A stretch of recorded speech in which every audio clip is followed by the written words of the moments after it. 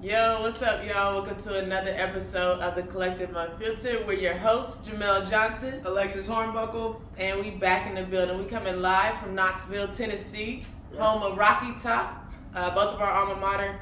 We're here for a special event today. We're here for We Back Pat. It's very near and dear to both of us, and we just happy to be in town. It's Tennessee versus LSU, and we just excited to be here. I'm definitely excited. This game means everything. We Back Pat, for those of you who don't know, it's a nationwide foundation from Pat Summitt Foundation that supports Alzheimer's. Unfortunately, that's how we lost Coach Summitt. She, by far, one of the greatest coaches to ever coach men or women's basketball. And to lose her so early was devastating. It is a little bit emotional, so I'm going to try to keep it together.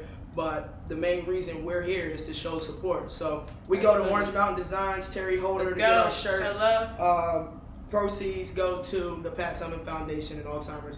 So we're just excited. And not to mention we play LSU, whose head coach was the assistant coach at Tennessee when I played. She was actually my guard coach. So she was like Nikki Codwell, now known married Nikki Fargas. Yes. But this is why we're here today. So we just wanted to share a little bit about We Back Pat, the Tennessee way, and how we got here and how y'all can help out. Yeah, first and foremost, obviously, for me, I mean, it was like Pat. I mean, we touched on it a little bit, but Pat was so influential in my life just not even, before I even got to Tennessee. Of course, I was a basketball head, so watching, the Lady Vols, seeing Pat Summitt, but then to be in her presence on a regular basis was incredible. And for me, I was just like, I was a sponge. Like, I would come to y'all's practice, I would listen to y'all, and just her mentality and the way that she just thought about everything. Like, every aspect of the game, but more than that, how does this relate to your life? You know? Yeah. So it's just like, I just literally, when I sit at y'all's practice, I used to just be a sponge because her knowledge of just life and the game and how everything comes full circle and you apply it was just incredible. And the way that she was able to relate to every single player. Oh, yeah. I mean, because you were night and day from Candace or, Bird or Nick. So it was just incredible the way that she was able to touch so many lives in so many different ways. And the vehicle to that was through basketball. Absolutely. She changed the game. She paved the way for the women's game and the college game experience especially. But you're absolutely right as far as being able to adapt and see people for them and figure out how to speak to them, how to motivate them. We didn't need a lot of motivation. You don't go to a major D1 school to be motivated. You're there because you're already motivated. Now it's about the execution and kind of molding you into not only a better athlete, but a better person. And she's so nurturing. She's a mother, but at the same time, she was a sister, she was a friend, she's a daughter, and she literally just came and showed, taught, exuded love. Yeah. So, I mean, it's contagious. Without even hesitation, without asking, I know she was a very big part of the soccer program simply because she was the mentor to my head coach, Angela Kelly. So, she was always around. She used to come to my games. Her and Kathy, they used to call me Scoocher because when they would come to the game, like, out of the goal, I would be playing so far up the field, and they'd be like, why is she scooching so far up? Shouldn't she be in the goal? And so, to this day, Kathy calls me Scoocher. Yeah. But, she just came because she truly enjoyed seeing us excel, and we were also Lady Vols. She would come to us, talk to us in the locker room. I felt like I was on the basketball team. She'd talk to us, and, she'd give that Pat stare. Oh, the icy blows go through your soul. So it was just, her presence was just incredible. Absolutely. So, it's special. So one thing for me is, what was Pat's influence on what we call Tennessee way? The Tennessee way is huge. I feel like, and this is no disrespect to any other of the male sports, the volunteers, where all the Tennessee way encompasses literally Lady Vols and Tennessee Volunteers. But speaking from a personal experience, she was the Tennessee way. Absolutely. Accountability. Well, yeah, her definite dozen, number one. She literally lived by that. And we live by that because, number one, we didn't have a choice. And number two, it just makes sense. It builds great characteristics, great character, and it teaches you to be accountable, to have self-discipline, to be disciplined, be able to be disciplined, to be able to be coachable, teamwork, hard work. It's just a lot of things that you tell athletes as coaches or even parents tell their kids, but saying it, you know what I mean, and actually making sure it's done every single day whether it's a practice, whether it's open gym, an extra workout, and of course the game, we knew who she was and who she wanted us to be and what the Tennessee way was. Yeah. So we're going out, we're working hard. Listen, we don't care if you know every play we're about to run. Execution, hard work, hustle plays, the intangibles. That's the Tennessee way. Absolutely, 100%.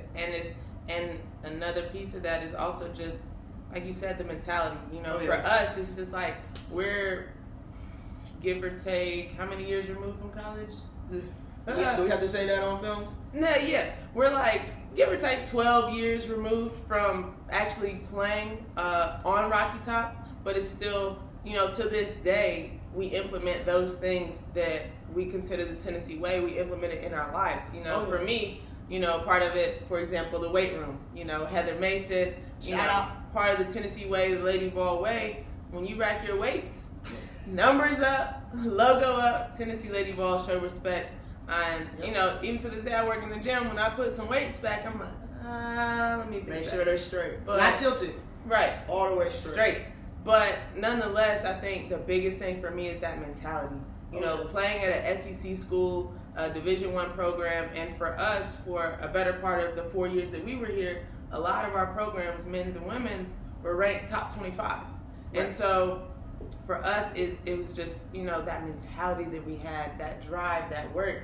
Yeah. You didn't want to come here and be the bottom of the totem pole because it was like, you know, so I think there was that competitiveness, and, you know, for me, and I think I speak for you as well, we've carried that on with everything that we've done, which for me, it's a major part of why we've been able to be so successful in our personal endeavors. And so it's just different, you know, it's a different vibe, it's a different feel, and it's something that's unexplainable about Tennessee. You know, being an athlete here and being a Lady Vol is special. And so, you know, when people ask us about Tennessee, we can't help but just talk and ramble and go and go and go. You know, every time we see somebody, we say, hey, go Vols! Go Vols! Hey, I live in North Carolina now, and anytime I see a sticker, a hat, a shirt, like, no lie. Go Vols! Automatically. Automatically. I think you hit that right on the head, that mentality of being a Tennessee Lady Vol. It was just, listen, we have a target on our back. People want to be us. They want to beat us in all sports. And it was like, are you going to fold? Are you going to feel like you're already there so you don't have to work as hard? So now you're allowing your teammates to, number one, take your spot, but number two, you're letting them down. And you never want to let anyone down. I mean, if you care about anything or anyone, you give it your all. So Tennessee is just, we're all in. We give our all for Tennessee today. Like, that's it. Period. And we really did that, whether it was a practice, workout, or a game. Absolutely. So for you, what would you say is probably the biggest impact that Pat had on you? Ooh, the biggest impact? Man. Biggest impact. Or what's one moment that really, like, when you think of Pat, what's a moment where you're like, man, that's my coach. That's Pat Summitt. I think just when it comes to like any close game that we had, so I literally cannot put it into one thing, but her poise and her winning attitude, I will say the will to win. Yeah. Like, we get in tough games and it's like, she cool in the breeze. Now, she gets to stare. If you're not doing what you're supposed to do, she's going to definitely get up in you, but you could just, there was a calmness about her that calmed us down. There was an attitude of, we're going to do this. I don't care what the score says. We're more than capable. We're better than you. We were more prepared than you. We're going to outwork you. And if you even came or you have better skilled players, it didn't matter. Stay poised, have the will to win, and let's go get it. Like, that is what probably was the most impactful. Like, just always realize that when you're at the top or trying to get to the top, number one, you have a target on your back. There's no need to rush. There's no need to change what you do. You just have to execute what you do. So just poise and the will to win, I think, was the most impactful thing that Coach Summitt kind of instilled in me. Yeah, for sure. I know just from being at, you know, some of your practices, games, I think it was one year, maybe after a loss to UConn. It might have been on my visit. And yeah, because I didn't lose to UConn. So after it was my visit. It was the year before. It was right before your freshman year. Okay. And I remember coming to the arena and talking to her about the game, and she was, she was upset because, of course, Pat hated to lose, but at the same time, she was so just her calmness in, we got to get better. We didn't rebound, and she was like, our defense was terrible in the paint. Yep. And, I just remember, in my head, I'm thinking, oh, they about to run all practice. And she didn't. She was like, we're going to go out here, we're going to work on defense for 2 hours, and we're going to go in here and watch some film and understand why we weren't successful last night. Oh, yeah. And it was just, to me, I was just like, dang, that, like, for me, I'm just like, oh, they got to run. Like, we didn't play well. Right. And so in my head, I'm thinking, oh, you're going to get punished. But, for the way that she just looked at the situation, the way she was like, no, we got to get better. Oh, This is why we weren't successful, so we're going to work on it to make us successful. Yeah. And so it was crazy. It was, and I think she kind of passed that down. Coaching-wise, Mm-hmm. I do that, like, in a way. Like, first time, I think, okay, full disclosure. She makes people run. Full disclosure, definitely not probably, ran you first because we just went over this for a week, for 3 days, for whatever. We drew it on the board. We talked about it before the game. Okay, no execution. We're still talking about the same thing at halftime. No execution. After the game, yeah, we have to run for that and then come to teaching.